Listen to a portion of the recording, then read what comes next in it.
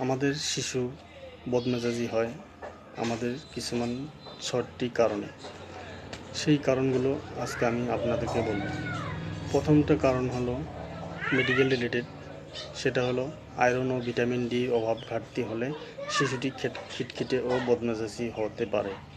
সেটা আমাদের নিজে আমরা কিছু বুঝতে পারবো না, তার জন্য আমাদের শিশু ডক্টর বা ডক্টরের সাথে কনসাল্ট করে আমরা সেটাকে ঘাটতিটা পূরণ করার চেষ্টা করব।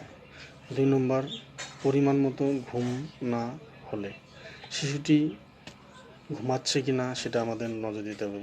শিশুটি রাত্রে কতটুকু ঘুমালো, দিনে কতটুকু ঘুমালো, অ্যাভারেজ একটা ঘুম শিশুটির যাতে হচ্ছে সেটার প্রতি নজর দিতে হবে।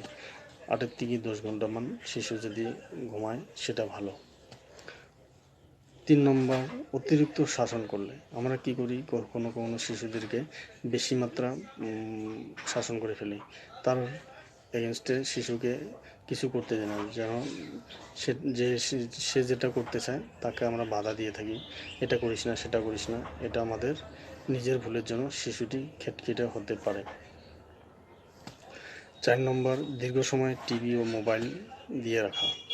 আমরা কি করি, শিশুটি দুষ্টামি করার জন্য বা তাকে ঠান্ডা রাখার জন্য আমরা কী করি, টিভি ধরে বসিয়ে দিই বা মোবাইল হাতে দিয়ে বসিয়ে দিই।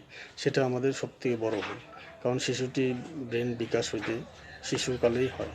তো শিশুটির ডেভেলপ ব্রেন যেতিয়া যখন এই ধরনের বাধা বিঘ্নিত ঘটবে, মোবাইলের মোবাইলের অ্যাপস বা এই ধরনের কতগুলো গেমস আছে যেমন স্পিডই বাড়াইয়া দিবে, তো ব্রেনের ক্ষতি হবে।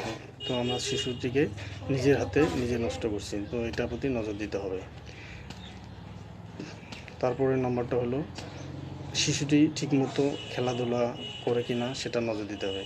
শিশুটিকে আমরা খেলতে বাধা দিই কখনো কখনো, এটা করবি না, এখানে যাবি না, ওখানে যাবি না, দৌড় মারবি না, হাসবি না।